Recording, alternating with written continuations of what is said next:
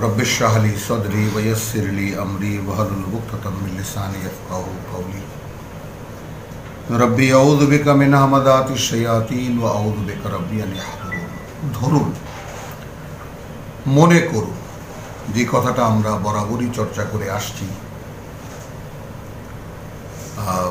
সূরা হজের শেষ রুকু থেকে সূরা বাকারার 143কে আমরা যদি আমাদের একেবারে প্রিন্সিপাল ফিলসফি ধরি, জীবনের মূল, যে আমাদেরকে রসুলের সঙ্গে রেখে আজ থেকে 1500 বছর আগে রসুলের সঙ্গে যারা ছিলেন তাদেরকে সঙ্গে রেখে রাব্বুল আলামিন কি করে আল্লাহর বাণী মানুষের কাছে পৌঁছাতে হয় তার একটা বাস্তব শিক্ষা দিয়ে তাদেরকে দিয়েছেন।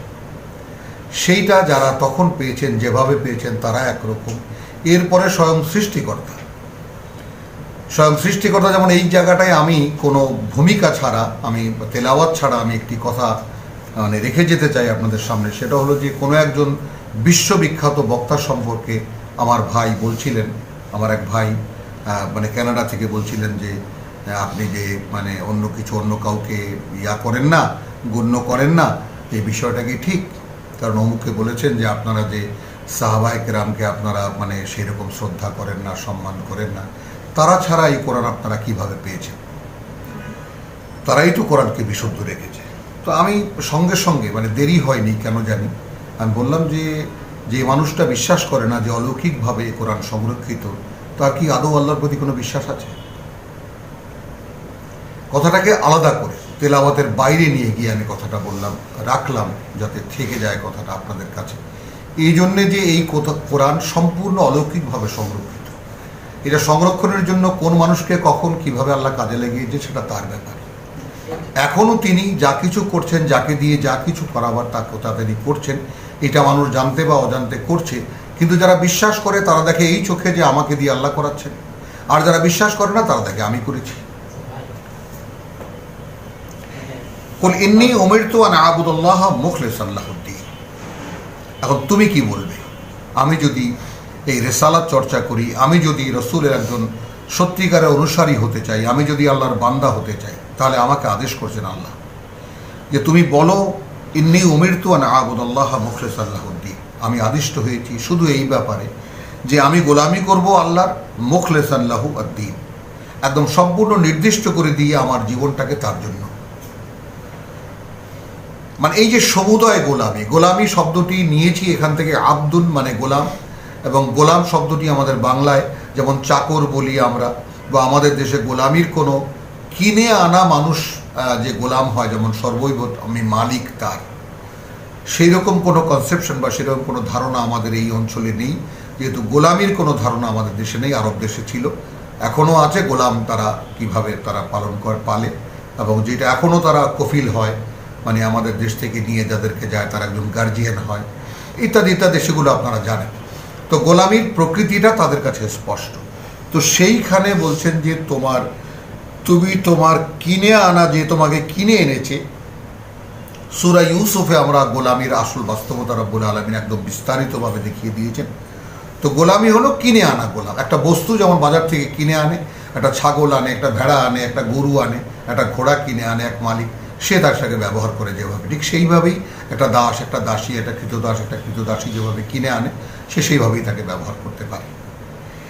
তো সেই যে ব্যবহারটা, সেই মক্কায় যেখানে এই গোলাম এর বাজার ছিল, মানুষ কেনা বেচার বাজার ছিল, বৃহত্তম মার্কেট ছিল তখনকার পৃথিবীতে।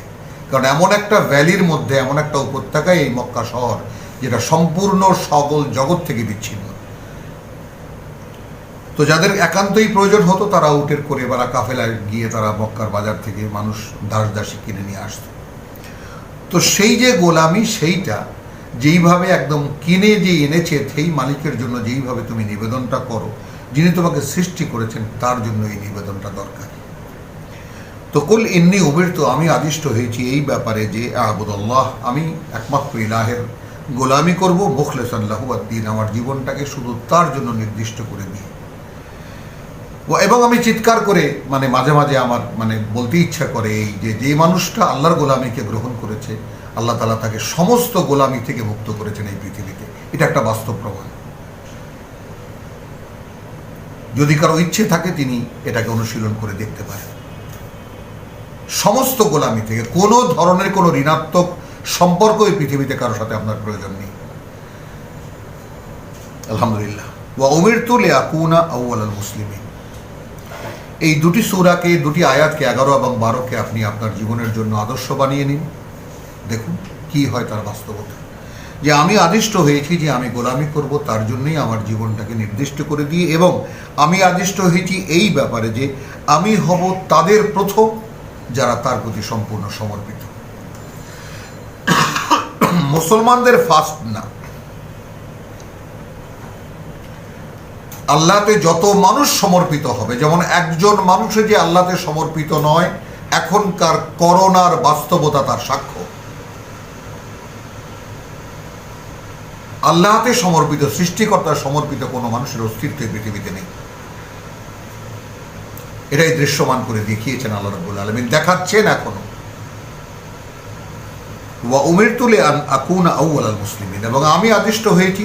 এখন এটা তো অন্তর্যামীর ব্যাপার, এটা প্রমাণ হবে তার কাছে যে আমি সম্পূর্ণ সমর্পিত তার প্রতি কি না, এই ব্যাপারটা কেবলমাত্র তিনি বলতে পারেন।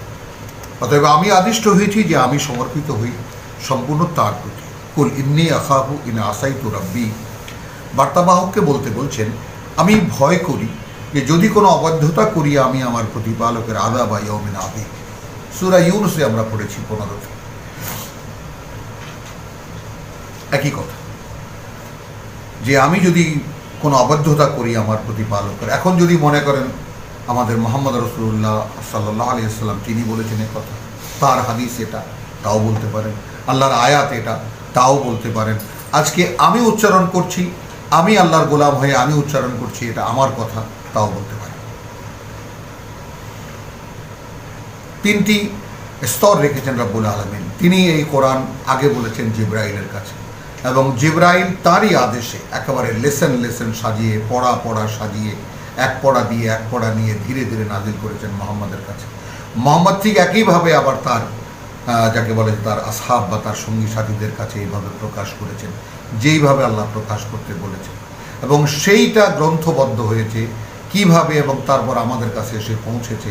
এখন আমরা যারা কোরআন অনুশীলন করি বলে আমরা মনে করি, আলহামদুলিল্লাহ, তো যারা আমরা করি তারা আমরা দেখতে পাই যে এই কিতাব কোনো মানুষের দ্বারা লেখা সম্ভব না। এ খুব সামান্য জ্ঞান দরকার আপনার কোরআন সম্পর্কে, অনেকগুলো নয়, অনেক গভীরেও যেতে হবে না। আপনি সাধারণভাবে যদি পড়েন এবং মানবরচিত যে কোনো সাহিত্য সম্পর্কে আপনার যদি কোনো ধারণা থাকে, তুলনা করে দেখবেন যে কিছুতেই এটা কোনো মানুষের লেখা নয়, কোনো মানুষের দ্বারা রচনা করা সম্ভব নয়। যেটা কোরআন চ্যালেঞ্জ করে যে এটা এনে দেখা এরকম একটা সূরা, আবার এক জায়গায় তো বলেছেন একটা আয়াত বানিয়ে আনো। তো এই কথার যে ধরনটা, এই ধরনটাই সম্পূর্ণ ভিন্ন, এমন যে এইটা মানবীয় রচনার যে ক্ষমতা তার ঊর্ধ্বে এটা। তো সেই জন্যে সেই কথাগুলো যখন আমরা পড়ি তখন আমরা যদি সেটাকে সেই ঊর্ধ্ব জগৎ থেকে আগত ব্যাপার, এবং এর বোধের জন্য আপনাকে ভিখারির মতো তার মুখাপেক্ষি হতে হবে যে প্রভু পড়লাম তো বোঝাবে কে, বুঝতে তো দেবে তুমি। এমনভাবে সুরক্ষিত এটা যে আপনি হাজার চেষ্টা করলেও কত লক্ষ লক্ষ লোক এই কোরআনে এসেছে এবং ফিরে গিয়েছে, এবং কদিন পরে বন্ধ করে দিয়ে আসতে চলে গিয়েছে, সে তার জীবনে হারিয়ে গিয়েছে। কোরআনের সঙ্গে লেগে থাকা এই যে কত বড় করুণা তার পক্ষেই সম্ভব যে দাঁড়িয়ে আছে। এই জন্যই একেবারে অবিচল যে আছে তার জন্য আল্লাহ তাআলা বলেছেন যে কুল ইয়া ইবাদিয়াল্লাযীনা আমানু ইত্তাকু রাব্বাকুম লিল্লাযীনা আহসানু ফি হাযিহিদ দুনিয়া দুনিয়া হাসানাতুন। আয়াত 10। যারা সর্বোত্তম চেষ্টা করেছে তাদের জন্য এই পৃথিবীতে সুন্দর জীবন রয়েছে, এবং এই সুন্দর জীবন মানে আমরা মনে করি না মানে গাড়ি বাড়ি, নাচ গান, ভোগ বিলাস, নাউজুবিল্লাহ, এগুলো ঘৃণিত ব্যাপার। এবং ভোগ, পার্থিব ভোগ গ্লানি ছাড়া কিছুই দেয়নি। এটা ধর্মগ্রন্থ থেকে নয়, এটা সাধারণ কথার মধ্যে এটা প্রকাশিত। ভোগ মানুষকে গ্লানি ছাড়া কিছুই দিতে পারে না, কিছুই না। মানে এমনভাবে একটা মানে প্রতারণা করে যে একটা আনন্দ তাৎক্ষণিকভাবে দেয় এবং তার পর মুহূর্তে গ্লানি চলে আসে, কি করলাম এটা। তো এইটা ভোগ নয়। কুল ইন্নী আখাফু ইন আসাইতু রাব্বি আযাবা ইয়াউমিন আযীম। তো আমি যদি দেখুন, আপনি যদি এইভাবে নিবেদন করেন মানুষের কাছে যে ভাই আমি ভয় পাই সরাসরি, এই ব্যাপারে যে কোনো রকম কোনো অবাধ্যতা এই পড়ার ক্ষেত্রেও যদি আমার হয়ে যায়, তাহলে আমার সৃষ্টিকর্তা একদিন এক বিরাট শাস্তি দেবেন আমাকে। কুল্লিল্লাহে আবুদু মুখলিসান লাহুদ্দিন। আপনি দেখুন যে কথাগুলো যদি কোনো ব্যক্তি নিজে উচ্চারণ করে এবং সেটাই যদি নিবেদন করে মানুষের কাছে, হতে পারে কি না। মানে এতটাই ডায়নামিক এই ডায়লগগুলো, এমনভাবে পাতা আছে যে এইটা রব্বুল আলামিন তার রসুলকে দিয়ে বলিয়েছেন, এবং যারা মুখে মুখে চর্চা করেছে তারাও অন্যকে বলেছেন, এবং সেই থেকে নিয়ে আজও যারা চর্চা করবেন তারা একইভাবে মানুষের কাছে একই ভাষায় বলবেন। তো কুল আল্লাহ আবুদু মুখলিসান লাহুদ্দিন, দিনী, আমি গোলামি করি আল্লাহর। আমি আকুল আল্লাহ আবুদু, আল্লাহকেই আমি, আল্লাহরই গোলামি করি আমি, মুখলিসান লাহু আদ্দিন, দিনী, আমার জীবনটাকে সম্পূর্ণ তার জন্য নির্দিষ্ট করে দিয়ে একখানা আয়াত। কুল আল্লাহ আবুদু মুখলিসান লাহু দিনী। এক একটি কথা যখন একটি আয়াতের সম্মান পায়, একটি আয়াতের অবস্থান পায়, সেই কথার যে গুরুত্ব কোথায় চলে যায়, এটা যারা কোরআনে আয়াত সম্পর্কে একটুখানি জ্ঞান রাখেন তারা বুঝতে পারবেন। ফাবুদ মা শি'তুম মিন দুনিহি, করো তোমরা যা তোমাদের ইচ্ছে হয়, তাই না, গোলামি করো তাকে ছাড়া। কুল ইন্নাল খাসিরিন আল্লাযীনা খাসিরু আনফুসাহুম, কিন্তু তুমি বলে দাও যে সর্বনাশ করে যারা, তারাই সর্বনাশ করে, তারাই আল্লাযীনা খাসিরু আনফুসাহুম, যারা সর্বনাশ করে তাদের নিজেদের, ওয়া আহলিহিম, এবং তাদের পরিবারের, ইয়াউমাল কিয়ামা।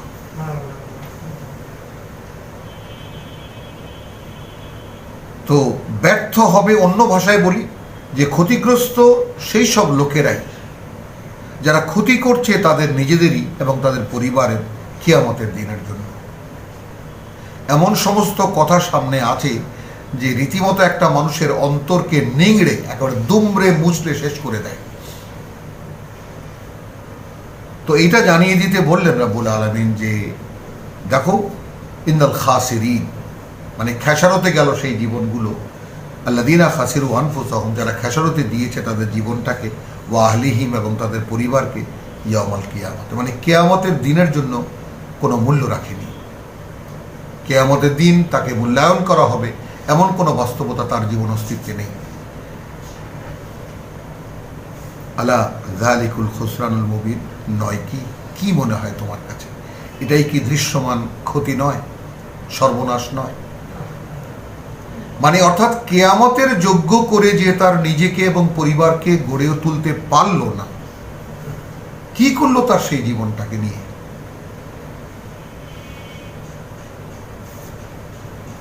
লাহুম মিন ফাওকিহিম যুলালুন মিনান নার, এদের জন্য রয়েছে চাদর আগুনের উপর থেকে। ওয়া মিন তাহতিহিম যুলালুন, এবং তাদের নিচেও পাতা আছে চাদর আগুনের। যালিকা ইউখাউফুল্লাহু বিহি ইবাদাহু। সুবহানাল্লাহ, মানে আতঙ্কিত হতে হয় রীতিমতো। এই যে বাস্তবতা, ভয় দেখাচ্ছেন স্বয়ং আল্লাহ এই কিতাবের মাধ্যমে তার বান্দাদেরকে। মানে আল্লাহই বানিয়েছেন, আল্লাহই এই আয়োজন করেছেন তার বিদ্রোহীদেরকে, তার অকৃতজ্ঞদেরকে তিনি শাস্তি দেবেন আগুনে পুড়িয়ে। সেই আল্লাহই বলছেন উপর থেকে আগুনের চাদর, নিচে আগুনের বিছানা এবং আগুনের পরিবেশ, ফুটন্ত পানি। ভয় দেখাচ্ছেন আল্লাহ তার বান্দাদেরকে এই কোরআনের মাধ্যমে। ইয়া ইবাদ ফাত্তাকুন, বাঁচাও নিজেদেরকে এই থেকে, এ আমার বান্দারা।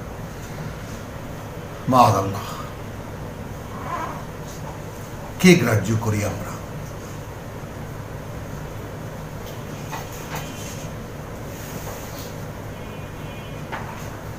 ওয়াল্লাযীনা ইজতানাবু আত-তাগুত, আল্লাহ দ্রোহিতা, অর্থাৎ শুধু এই কিতাবের বাইরে যা কিছু আছে তাই তাগুত। আমাদের ধর্ম বলে ধর্মহীন যারা তারাই তাগুত। আর কিতাব বলে কিতাব ছাড়া কিতাবের বাইরে যা গেছে তা তাগুত। কারণ সূরা বাকারা 257-কে দেখুন, যে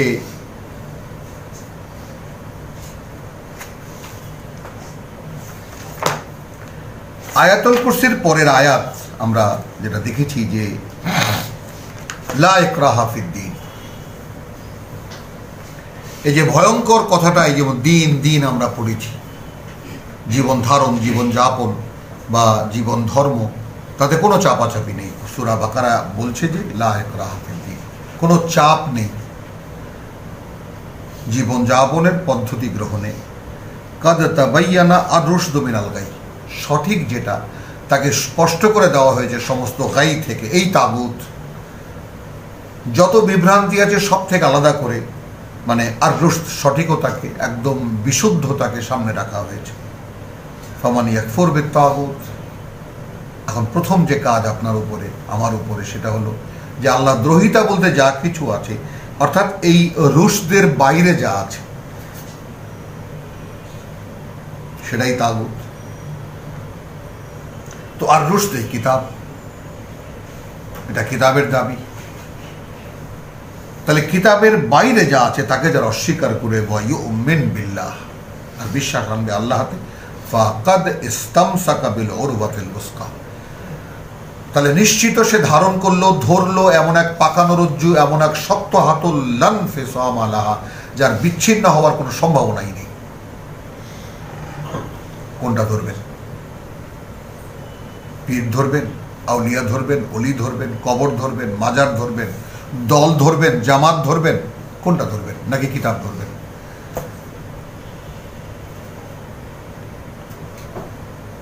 আল্লাহু সামিউন আলিম, এবং আল্লাহ কে, যিনি সব শোনেন, সব জানেন, তাকে ধরবেন।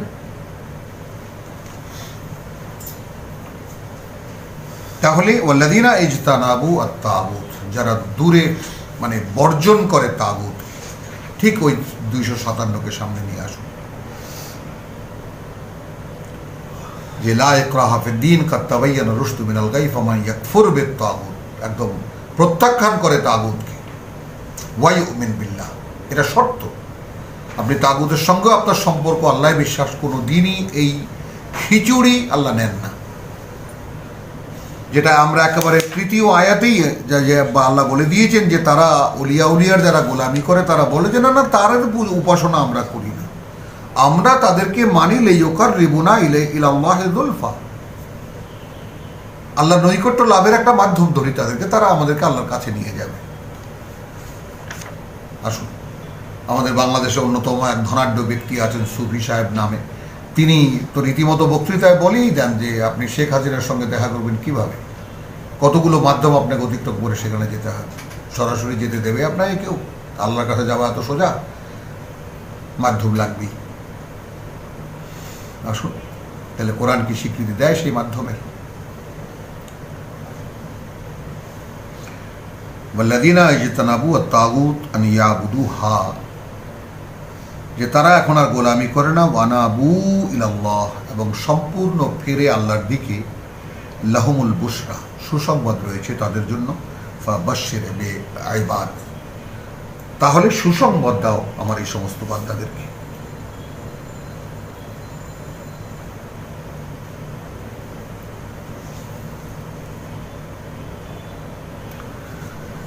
আল্লাযীনা ইয়াসতামিউনাল কাওল, বান্দা কারা? এবার দেখুন, সেই কাদ তাবায়্যানা রুশদু মিনাল গাই, স্পষ্ট করে দেওয়া হয়েছে, মানে সম্পূর্ণ বিশুদ্ধতাকে, বা মানে বিশুদ্ধতাকে সকল মানে অস্পষ্টতা বা অপরিশুদ্ধ, মানে যাকে বলে যে অশুদ্ধতা থেকে। এখানে কি দেখাচ্ছে? আল্লাযীনা ইজতানাবু আত-তাগুত ফামান ইয়াকফুর বিত-তাগুত ওয়া ইউমিন বিল্লাহ আন ইয়াবুদুহা, যে তাদের কোনো কারো গোলামি এখন আর সে করে না, ওয়া আনাবু ইলাল্লাহ, এবং সর্বৈব ফিরেছে সে আল্লাহর দিকে, লাহুমুল বুশরা, সুসংবাদ রয়েছে তাদের জন্য। হ্যাঁ, ফাবাশশির ইবাদ, এরকম বান্দা যদি পাও তাহলে তাকে সুসংবাদ দাও। কিসের? আল্লাহ বান্দা কিভাবে হয়? আল্লাযীনা ইয়াসতামিউনাল কাওল, তাহলে এবার আসলো এই কথা আল কওল, যারা খুব মনোযোগ দিয়ে শোনে এই কথাগুলো, ফায়াত্তাবিউনা আহসানাহু। এটা নিয়েও আমাদের এখানে অনেক বড় বড় বিশেষজ্ঞরা এসেছিলেন এবং তারা মানে আপনি মনে করুন যে কোনো একটা জিনিসের একটা নীতিমালা আপনি মানবেন,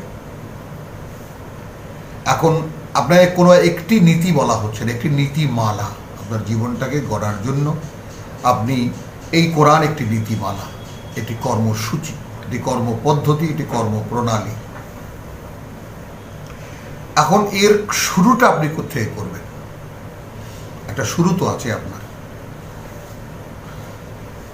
আপনি মুসলমান হবেন মনে করি যে আমরা ভাই মুসলমান হবো, একজন হুজুরের কাছে যাই, গিয়া বলে যে ভাই হুজুর মুসলমান হবো, আমি হিন্দু, ভাই আমি মুসলিম হবো, আচ্ছা ঠিক আছে, লা ইলাহা ইল্লাল্লাহ মুহাম্মদ রাসূল বলেন, আল্লাহ ছাড়া মাবুদ নাই, মোহাম্মদ আল্লাহ রসুল। এখন আপনি বেশি বেশি করে গরু গোস্ত খাবেন আর দাড়ি রাখবেন, নামাজ টামাজ পড়বেন, মসজিদে যাবেন, মুসলমানদের সাথে মেলামেশা করবেন, হয়ে গেল মুসলমান। কোরআন কি বলছে? সম্পূর্ণ বর্জন করতে হবে তাগুতকে, যত অশুদ্ধতা আছে কোরআনের বাইরে যা কিছু আছে সব বর্জন করতে হবে এবং গোলামি করতে হবে। এবং এখন আর সে কোনোভাবে তাদের গোলামি করে না। ওয়ানা আবু ইলাল্লাহ, সে সুসংবাদ প্রাপ্ত। আল্লাযীনা ইয়াসতামিউনাল কওল, কি করে হয়? যারা খুব মনোযোগ দিয়ে শোনে কথা। কোন কথা? এই কথা। ফায়াত্তাবিউনা আহসানাহু, তখন অনুশীলন শুরু করে তার সর্বোত্তম, সবচাইতে ভালো যার যেটা লাগে তা দিয়ে। যেমন সূচনা করেছি, মনে করুন যে আমি তো ইসলাম ধর্মের একজন মানে ধর্মীয় পরিবারের ছেলে এবং একজন ধর্ম পালনকারী একজন মানুষ, একজন ব্যক্তি। তো এরপরে যখন তাগুতকে সম্পূর্ণ বর্জন করতে বলা হলো, বর্জন করতে গিয়ে তারপর ধরবো কি? তো ধরেছি সর্বোত্তম যেটা, আহসানাহু, কিতাব অধ্যয়ন, কিতাব পড়া।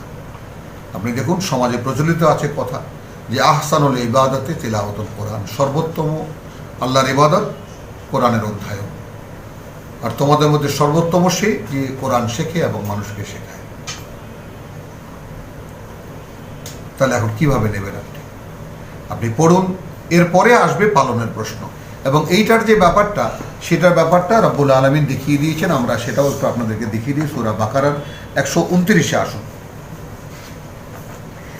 ইব্রাহিম আলাইহিস সালাম প্রার্থনা করছেন যে তুমি তাদের মধ্যে একজন রসুল পাঠাবে, একজন বার্তাবাহক পাঠাবে। রাব্বানা ওয়া বা'আস ফীহিম রাসূলান মিনহুম, অর্থাৎ তোমার অনুগত যে ধারাবাহিকতাটা, যে ধারাবাহিক জনগোষ্ঠী আমার বংশধারার মধ্যে থাকবে, তাদের মধ্যে তুমি একজন রসুল পাঠাবে, বার্তাবাহক পাঠাবে। সে কি করবে? ইয়াতলু আলাইহিম আয়াতিকা, সে পড়ে শোনাবে, তেলাওয়াত করবে, অনুশীলন করে দেখাবে তাদেরকে তোমার আয়াত। তাহলে প্রথম কাজটা কি দাঁড়ালো? পড়া বলি, অনুশীলন বলি, অধ্যয়ন বলি কিতাব, যাদের থেকে আয়াত আমি পড়তে পারবো, বুঝতে পারবো। এরপরে কি? ওয়ায়ুআল্লিমুহুমুল কিতাব, এবং বিধিবিধান কি দিয়েছো সেটা তাদেরকে শেখাবে।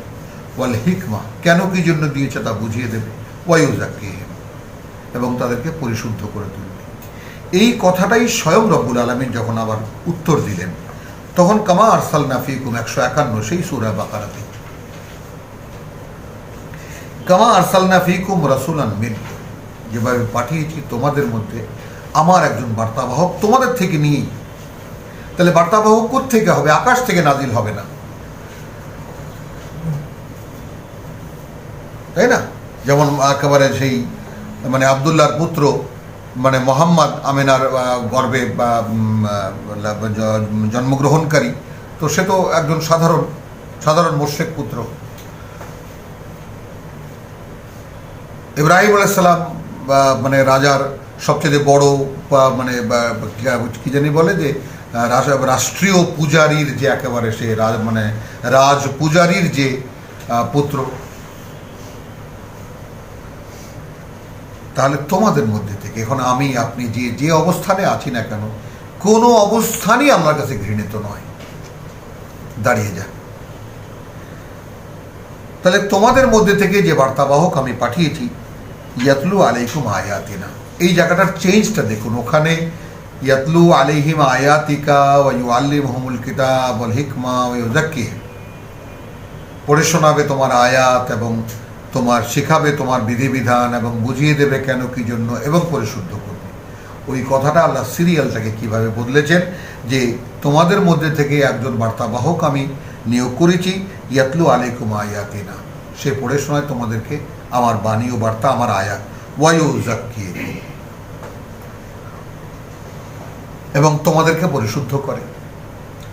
তাহলে পরিশোধনের বিষয়টা প্রথমে চলে এলো কিভাবে? আয়াত শোনার সঙ্গে সঙ্গে। তারপরে ওয়ায়ুআল্লিমুকুমুল কিতাব, বিধিবিধান শেখাবে তোমাদেরকে, তারপরে ওয়াল হিকমা, এবং কেন কি জন্য দিয়েছি তা বুঝিয়ে দেবে, ওয়ায়ুআল্লিমুকুম মা লাম তাকুনু তা'লামুন, এবং সে তোমাদেরকে শেখাবে এমন কিছু যা তোমরা অন্য কোনো উপায়ে জানতে পারতে না। তাহলে এই যে আয়াত শুনে পরিশুদ্ধ হওয়া, তাই না? তাই এই পরিশোধনটা আসলে কি? পরিশোধনটা আসলে কোনো কর্ম প্রক্রিয়ায় নয়, পরিশোধনটা আসলে বিশ্বাসে, যে আপনি যে বিশ্বাস আনলেন, ইয়াকফুর বিত-তাগুত ওয়া ইউমিন বিল্লাহ, এটাই পরিশুদ্ধির প্রথম সোপান। তাহলে এখানে আয়াতের যে ব্যাপারটা যেটা আল্লাহ তাআলা বলছে, আল্লাযীনা ইয়াসতামিউনাল কওল, আপনি শুনেছেন এই কোরআনের কথা, এখন ফায়াত্তাবিউনা আহসানাহু, তারা মানতে শুরু করেছে তার সবচাইতে বেস্ট যেটা লেগেছে, সবচাইতে উত্তম যেটা লেগেছে তার কাছে, তা থেকে। উলাইকা আল্লাযীনা হাদাহুমুল্লাহ, এবার মিলান আপনি 151 সূরা বাকারা আর এই আয়াতকে, এবং 129 সূরা বাকারা। এরাই তারা যাদেরকে আল্লাহ পরিচালিত করছেন। আপনাকে তো সারেন্ডার হতে হবে। সূরা বাকারা সেই 57-58 কি পড়েছি? আল্লাহু ওয়ালিয়ুন আল্লাযীনা আমানু, 258-তে আল্লাহ ওলি, আল্লাহ অভিভাবক তাদের যারা তার প্রতি বিশ্বাস এনেছে। কি করেন তিনি? আল্লাহু ওয়ালিয়ুন আল্লাযীনা আমানু ইউখরিজুহুম মিনাজ-যুলুমাতি ইলান নূর। তাহলে আপনি যখন বিশ্বাস আনলেন, সেটাই আপনার প্রথম সোপানে, আপনি মানে ফুট স্টেপ যেটাকে বলে, আপনি 1000 মাইলের দূরের পথ অতিক্রম করবেন, কিন্তু প্রথম পদক্ষেপ আপনার এই যে আপনি বিশ্বাস আনলেন আল্লাহকে। এখন কি আপনার প্রথম কাজ কি হবে? সর্বোত্তম কাজ কি হবে? এই ইয়াসতামিউনাল কওল, শুনেছেন আপনি সমস্ত কথাগুলোকে, এরপর আপনি শুরু করেছেন আহসানাহু, ফায়াত্তাবিউনা আহসানাহু, উলাইকা আল্লাযীনা হাদাহুমুল্লাহ, এইরকম যারা, তাদেরকেই আল্লাহ পরিচালিত করেন। ওয়া উলাইকা হুম উলুল আলবাব, দেখুন কিরকম ভাবে আল্লাহ বলছেন, এবং এরাই তারা যারা বিবেচনায় বিচক্ষণ, ধরতে পারে, বুঝতে পারে, বিবেচনা করতে পারে যে কোনটা ঠিক কোনটা বেঠিক। আফামান হাক্কা আলাইহি কালিমাতুল আযাব মাআল্লাহ, সে কেমন প্রমাণিত হয়েছে তার উপরে আযাবের কথাটা, অর্থাৎ কারা আযাব প্রাপ্ত হবে। আফা আনতা তুনকিদু মান ফিন্নার, বার্তাবাহককে বলে দিচ্ছেন রব্বুল আলামিন, তুমি কি উদ্ধার করতে পারবে যারা আগুনের মধ্যে আছে? মানে এখানকার অকৃতজ্ঞ যারা, এখানকার যারা মানে গ্রাহ্যই করে না আল্লাহকে এবং আল্লাহর কিতাবকে, তারা তো আগুনের মধ্যেই আছে। তুমি কি সেখান থেকে তাদেরকে উদ্ধার করতে পারবে? লাকিনিল্লাযীনা ইত্তাকাউ রাব্বাহুম, তবে পারবে যারা ভয় পায় তাদের প্রতিপালককে। লাহুম গুরাফুন মিন ফাওকিহা গুরাফুন মাবনিয়াতুন, তাদের জন্য রয়েছে বালাখানা, তার উপরে আরো বালাখানা, একেবারে সেই 7 মহলার স্বপ্নপুরী।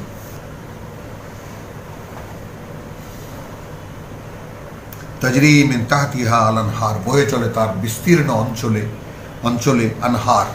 আমি এটাকে 3 ভাগে ভাগ করি, মানে একেবারে ঝর্ণা, নদী, জলপ্রপাত। আনহার যেহেতু বহু বচনের নাহার, প্রবাহিত জল,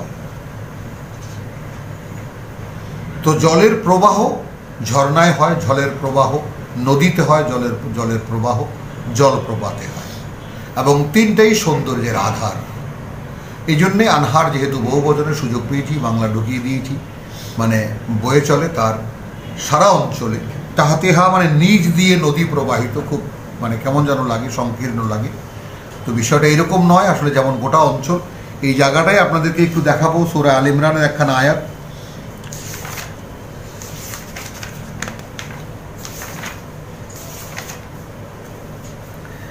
ওয়াসারিউ ইলা মাগফিরাতিম মির রাব্বিকুম, দৌড়াও এবং ছুটে চলো ক্ষমার দিকে তোমার প্রতিপালকের। ওয়া জান্নাতিন 132 133 বড় 3 নম্বর সূরা। ওয়াসারিউ ছুটে চলো, দৌড়াও, ইলা মাগফিরাতিন সেই ক্ষমার দিকে, মিন রাব্বিকুম যেই দিকে গেলে তোমাদের প্রতিপালকের ক্ষমা পাওয়া যায়। ওয়া জান্নাতিন এবং সেই বনভূমি, আমি জান্নাত মানে সেই বাগানও বলবো না, জান্নাতও বলবো না, বাংলায় বলবো সেই বনভূমি, আরদুহা আস-সামাওয়াতি ওয়াল আরদ, বনভূমি বলতে আমাকে উৎসাহিত করেছে এই শব্দটি।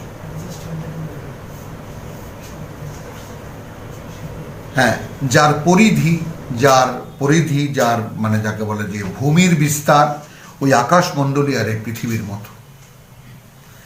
তার মানে জান্নাতের উইদ্দাত লিল মুত্তাকিন, আয়োজন করে রাখা হয়েছে তাদের জন্য যারা মুত্তাকি, অর্থাৎ যারা নিজেদেরকে অসন্তুষ্টি থেকে বাঁচিয়েছে আল্লাহ।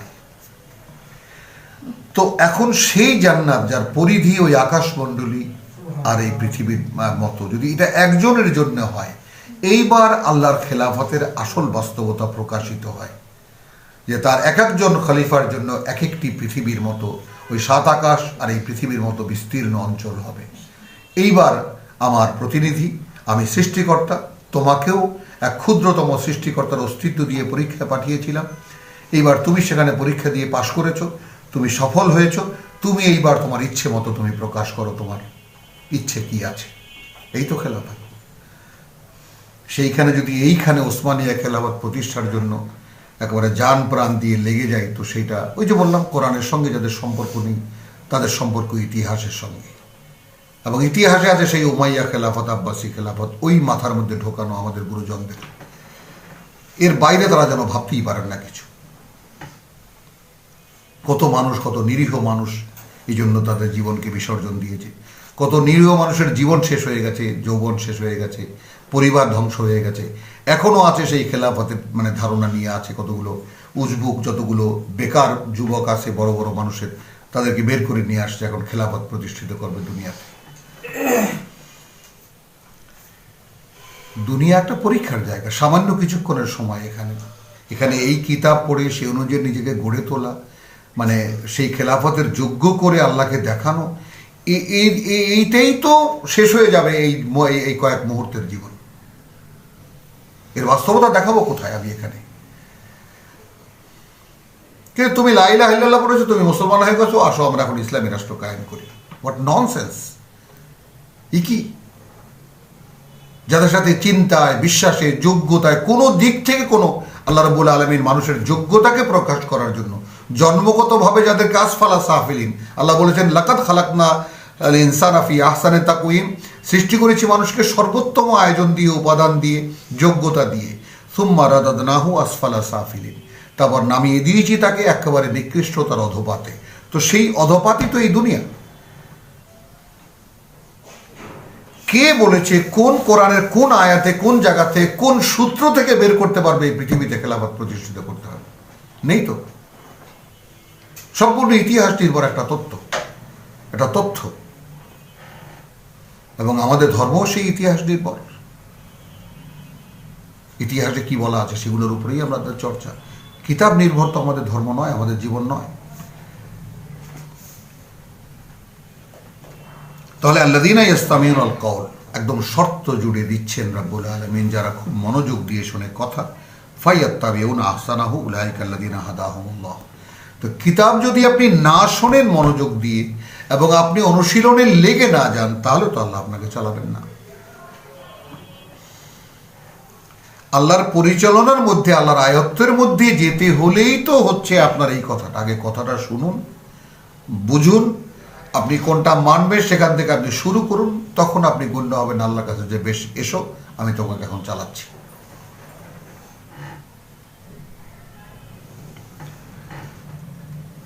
এবং একটি ছোট্ট তর্জমা, একটি ক্ষুদ্র বিষয়, মানে যেটা মানে কিভাবে বলবো আপনাদেরকে, যে গোলাম মুস্তফা কবির যেমন তিনি সূরা ফাতিহা তর্জমা করেছেন, সেখানে একটা লাইন এরকম যে চালাও মোদেরে যে পথে তোমার প্রিয়জন গেছে চলি। এই যে চালাও মোদেরে, আমি অন্য আপনাদের কথা বলছি না, আমি পেয়েছি এখান থেকে যে, আর আমরা সমস্ত তর্জমায় কি দেখি, দেখিয়ে দাও আমাদেরকে সেই পথ। তো দেখিয়ে দিলেন আল্লাহ, এই যে পথ, যালিকাল কিতাব। এখন চলাটা তো থাকছে আমার উপরে। আমি দেখালাম আপনাকে যে ভাই ওই দিকে যান, আল্লাহ দেখিয়ে দিচ্ছেন ওই দিকে যাও, আমার দিকে এসো। আমি আসতে তো পারছি না, বিশ্বাস তো করি আল্লাহকে, কোটি কোটি মুসলমান আল্লাহকে বিশ্বাস করে, কিন্তু কই চলতে পারছে না। তো ওই ধর্মে যা আছে কিছু আনুষ্ঠানিকতা, সেগুলো নিয়েই তারা ব্যস্ত। এটাই মনে করছে আল্লাহর পথ।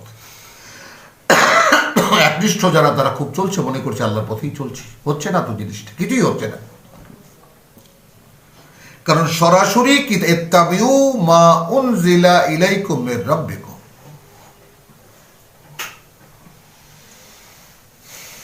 তোমরা মেনে চলবে তাই যা নাজিল করা হয়েছে তোমাদের প্রতি, তোমাদের প্রতিপালকের পক্ষ থেকে। সূরা আরাফের 157 বলছে যে ফাল্লাযীনা আমানু বিহি, রাসূলের কথা বলছেন, তারা যারা বিশ্বাস আনবে তার প্রতি, ওয়াজারুহু, এবং তাকে সম্মান করবে, ওয়া নাসারুহু, এবং তাকে সাহায্য করবে, ওয়াত্তাবাউন নূর, কিন্তু ইত্তেবা করবে আলোর, আল্লাযী উনজিলা মাহু। শেষ 2 লাইন দেখুন, সূরা আরাফের 157 শেষ 2 লাইন।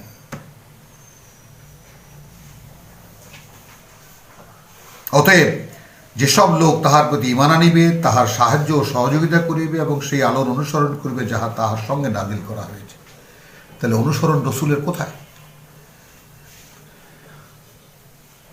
এখন রসুলের অনুসরণ কি কারণে হয়? যেহেতু রসুল বলছেন, দেখুন কিভাবে যুক্ত এই আয়াতখানা, যে ফাআমিনু বিল্লাহি ওয়া রাসূলিহি আন-নাবিয়্যাল উম্মি আল্লাযী ইউমিনু বিল্লাহি ওয়া কালিমাতিহি। এখন আমাদেরকে আদেশ করছেন, এখন তোমরা ঈমান আনো সেই আল্লাহর প্রতি এবং সেই তার বার্তাবাহকের প্রতি, যেই বার্তাবাহক নিজে থেকে কিছু বলতে পারে না, যে কিতাব জানে না, আল উম্মি ইউমিনু বিল্লাহি, সে তার যোগ্যতা কি, সে বিশ্বাস রাখে আল্লাহতে, ওয়া কালিমাতিহি, এবং তার সমস্ত কথায়, ওয়াত্তাবিউহু লাআল্লাকুম তাহতাদুন। এবং এইবার তাহলে যেহেতু রাসূলের পরিচয় এই, তাহলে এখন তোমরা তার অনুসরণ করো যেন তোমরা সঠিক পথে পরিচালিত হতে পারো। তাহলে আল্লাহ, আমরা সামনে গেলে দেখবো যে আল্লাহ এটা দিয়েই পরিচালিত করেন মানুষকে। তাহলে আসুন, লাকিনাল্লাযীনা তাকাউ রাব্বাহুম লাহুম গুরাফুন মিন ফাওকিহা গুরাফুন, তাদের জন্য রয়েছে সেই একেবারে 7 মহলার স্বপ্নপুর, মাবনিয়াতুন, আল্লাহর তৈরি করা, তাজরি মিন তাহতিল আনহার, বা তালার পরে তালা, একটার উপরে আর একটা সাজানো, এবং তাজরি মিন তাহতিল আনহার, এবং বয়ে চলে তার বিস্তীর্ণ অঞ্চলে ঝর্ণা, নদী, জলপ্রপাত। ওয়াদ আল্লাহ, এ ওয়াদা আল্লাহর, লা ইউখলিফুল্লাহুল মিয়াদ, অন্যথা কিছু করেন না, খেলাফ করেন না আল্লাহ তার কোনো ওয়াদার। বিশ্বাস করি আমরা? জিজ্ঞেস করুন নিজেকে। তাহলে এখন দেখুন যে আল্লাযীনা ইয়াসতামিউনাল কওল ফায়াত্তাবিউনা আহসানাহু, যারা খুব মনোযোগ দিয়ে শোনে তার কথা বা এই কথাগুলো, এবং তারপর অনুসরণ করে তার সবচেয়ে ভালো যেটা লাগে তার কাছে, উত্তম যেটা মনে হয় সেটাকে। তাহলে এখন এখানে কি পেলাম আমরা? মানে মানে উলিল আলবাব, অর্থাৎ বিচক্ষণ হতে হবে, বিবেচনাকে আমাদের আমার কাজে লাগাতে হবে, এবং আমার বিবেচনা করে ফাইনালে আসতে হবে যে আমি কি করব। তারপরে হাক্কা আলাইহিল কালিমাতুল আযাব, তো আমি প্রথমেই এখান থেকে আমি নিজেকে বাঁচাবো, অর্থাৎ ইয়াকফুর বিত তাগুত। প্রত্যেকটা ছত্রে ছত্রে আপনি দিশা পেয়ে যাবেন, এবং কোথাও কোনো কথা একটু একচুল হেরফের হয়নি। তো ইয়াকফুর বিত তাগুত বলেছেন আগে, ওয়াই উমিন বিল্লাহ, আগে মানে আল্লাহ দ্রোহিতাকে আপনাকে অস্বীকার করতে হবে, প্রত্যাখ্যান করতে হবে, তারপর বিশ্বাস আনতে হবে। আফামান হাক্কা আলাইহিল কওল, আমার ক্ষেত্রে আমি কি নেব? তাহলে সে যার উপরে আযাবের কথা প্রমাণিত হয়ে গেছে, আফা আনতা তুনকিযু মান ফিন নার, এখন মনে করুন আমার স্ত্রী হতে পারে, সন্তান হতে পারে, মা হতে পারে, বাবা হতে পারে, যে আগুনে চলে গেছে, তাকে কি সেখান থেকে উদ্ধার করতে পারবে তুমি? লাকিনিল্লাযিনা ইত্তাকাউ রাব্বাহুম, তাহলে প্রথম কি হলো, আমি ভয় করব আমার প্রতিপালককে। লাহুম গুরাফুন মিন ফাওকিহা, গুরাফুন তার উপরে, তালার পরে তালা, তাদের বালাখানা, মাবনিয়াতুন সাজানো বালাখানা, তাজরি মিন তাহতিহাল আনহার, ওয়াদাল্লাহি লা ইউখলিফুল্লাহুল মিয়াদ, আল্লাহর ওয়াদার প্রতি আস্থা আনবো। কোন আল্লাহর ওয়াদা? যে আল্লাহ ওয়াদা খেলাফ করেন না। আলাম তারা আন্নাল্লাহা আনজালা মিনাস সামাই মাআন, তাহলে তোমরা কি দেখোনি, তোমরা কি দেখোনি যে আল্লাহ নাজিল করেন আকাশ থেকে পানি, অবতীর্ণ করেন, বর্ষণ করেন আকাশ থেকে পানি, ফাসালাকাহু ইয়ানাবিয়া ফিল আরদি, মানে আমার মন অন্তর, আপনার মন অন্তর ধারণ মরে গিয়েছে শুকনো মাটির মতো, বিশ্বাস কিছুতেই প্রবেশ করে না। তাহলে কি হবে? আকাশ থেকে যে বৃষ্টি বর্ষণ হয় সেইটা কি হয়? ইয়ানাবিয়া ফিল আরদি, একদম মাটির ফাঁকে ফাঁকে, মাটির পরতে পরতে প্রবেশ করে সেটা। এখন সেখানে আপনি মিলান ইয়াস্তামিউন আল কাওল। তো আল্লাহ তাআলার কাছে কোটি কোটি শুকরিয়া যে যারা আমাদের সামনে থেকে শুনতে পারছেন না, তারা এই দূরদর্শনের মাধ্যমে আল্লাহ রাব্বুল আলামিন এক অলৌকিক সৃষ্টি করে দিয়েছেন, মানে নাউজুবিল্লাহ, এই লৌকিক সৃষ্টি করে দিয়েছেন মানুষের দ্বারাই, যাতে সেই সারা পৃথিবীর এপার ওপারে বসে শুনতে পাচ্ছেন। আমি এখন এখানে পড়ছি, আপনারা শুনতে পাচ্ছেন। তো শুনতে তো পাচ্ছেন, সামনে কিতাব খুলে দেখুন কথাগুলোকে, বাংলাভাষী যদি হয়ে থাকেন তাদের জন্যই তো আমাদের এই নিবেদন। তো খুব মনোযোগ দিয়ে শুনুন, তাহলে কি হবে যে, হ্যাঁ, লাকিন তাহলে কি হবে? আলাম তারা আন্নাল্লাহা আনজালা মিনাস সামাই মান ফাসালাকাহু ইয়ানাবিয়া ফিল আরদি, তাকে প্রবেশ করিয়ে দেন একেবারে, মানে যেখানে নদী নালা খাল বিলের মাধ্যমে তিনি একেবারে মাটির সমস্ত মানে ইয়াতে স্তরে স্তরে মাটির ভিতরে প্রবেশ করিয়ে দেন। সুম্মা ইউখরিজু বিহি যারআন, এখন জল যদি মাটিতে প্রবেশ না করে তাহলে তো উৎপাদন উৎপন্ন হয় না, উদ্ভিদ উৎপন্ন হয় না। তাহলে মাটির মানুষ, এই দেহটি মাটি দিয়ে তৈরি, এই দেহের একদম মানে যেগুলো অন্তরের পরতে পরতেও যদি এই কথাগুলো না প্রবেশ করে, তাহলে দেহ তো সেই উদ্ভিদ উৎপন্ন করবে না, সেইভাবে প্রকাশিত হবে না যেভাবে আল্লাহ চাচ্ছেন। তাহলে আরদে সুম্মা ইউখরিজু বিহি যারআন মুখতালিফান আলওয়ানুহু, বিচিত্র বিভিন্ন তার রং, সুম্মা ইয়াহিজু, এত সুন্দরভাবে আমার যৌবন তো মানে আমার কাছেই রীতিমতো মানে নেশার মতো ছিল একেবারে, যৌবনের এত স্বাদ। রাব্বুল আলামিন আমাকে একটা মানে অপার করুণা দিয়ে ধন্য করেছেন যে চরিত্রহীনতা থেকে আল্লাহ তাআলা আমাকে পারিবারিকভাবেই মুক্ত করেছিলেন, এবং সেটাকে কেন যেন জন্মগতভাবেই ঘৃণা করতাম। এই কারণে বলছি যে আমি আমার যৌবনকে এনজয় করেছি, ভোগ করেছি। ভোগ মানে কি? যৌবনকে উপভোগ করেছি আল্লাহর এক পরম দান হিসেবে। কোনো রোগ শোক অসুস্থতা এবং মানসিক কোনো অসুস্থতা কিছুই ছিল না, মুক্ত এক মানুষ। পৃথিবীকে দেখেছি, পরতে পরতে প্রবেশ করেছি, প্রকৃতিকে দেখেছি, আল্লাহকে চেনার চেষ্টা করেছি। সেইটারকে বলে জীবনের ভোগ। কি খেলাম, কি পড়লাম, আর কি দেখলাম, আর কি শুনলাম, এটা নয়। কি বুঝতে পারলাম? যদি সত্য বুঝতে পেরে থাকেন তাহলে গাছের একটা পাতার মধ্যেও বিস্ময় দেখতে পাবেন।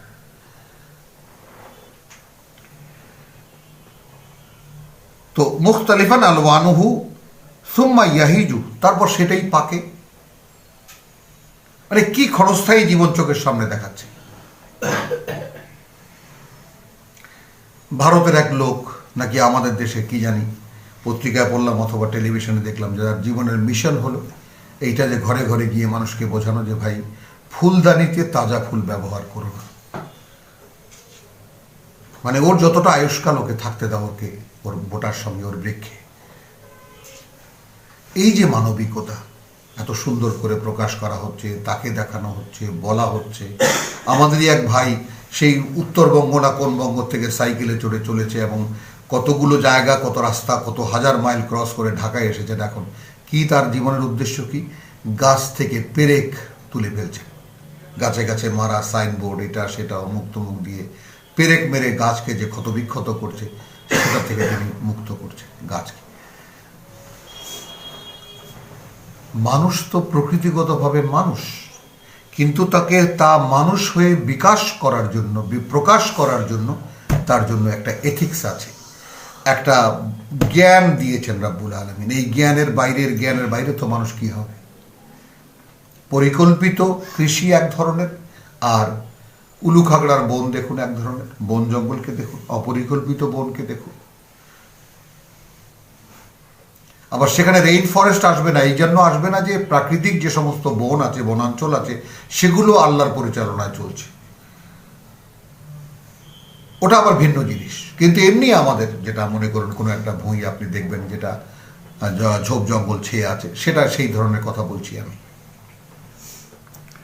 আলম তারা আন্নাল্লাহ আনজালা মিনাস সামাই মান ফাসালাকাহু ইয়ানাবিয়া ফিল আরদি সুম্মা ইউখরিজু বিহি যারআন, তারপর উৎপন্ন করেন সেখান থেকে ফসল বা বিভিন্ন উদ্ভিদ, মুখতালিফান আলওয়ানহু সুম্মা ইয়াহিজু, তারপর সেটা পাকে, ফাতারাহু মুসফাররান, তখন তোমরা দেখতে পাও যে হলুদ হয়ে গেছে, সুম্মা ইয়াজআলহু খুতামান, তারপর সেগুলোকেই আবার খড়কুটো বানিয়ে দেয়। এই তো জীবন, দেখতে পাও না? এই তো জীবন চক্র। ওটা না হয় 3 মাসের, আর তোমার জীবন না হয় 30 বছরের, 90 বছরের, এই তো 3 তিরিক্ষ 90 বছর, আর কি। কিন্তু যে জীবনে আজকে 70-এ দাঁড়িয়ে আপনাদের সামনে আমি বলছি, আমার অতীত ভাবতে তো 3 সেকেন্ড লাগে না, তাহলে আমি তখন খড়কুটোর মতোই। ইন্না ফি যালিকা লাযিকরা লিউলিল আলবাব, এই যে উপমাটা দেওয়া হলো, এর মধ্যে রয়েছে স্মারক, এর মধ্যে রয়েছে শিক্ষা তাদের জন্য যারা তাদের বিবেচনায় বিচক্ষণ। আলহামদুলিল্লাহ 21 আয়াতেই আজকে তেলাওয়াত শেষ করলাম। রব্বানা আমান্না বিমা আনজালতা ওয়াত্তাবা'না রাসূল ফাকতুবনা মা শাহিদিন ওয়া মা আলাইনা ইল্লাল বালাগ ওয়া মা তাওফীকি ইল্লা বিল্লাহ।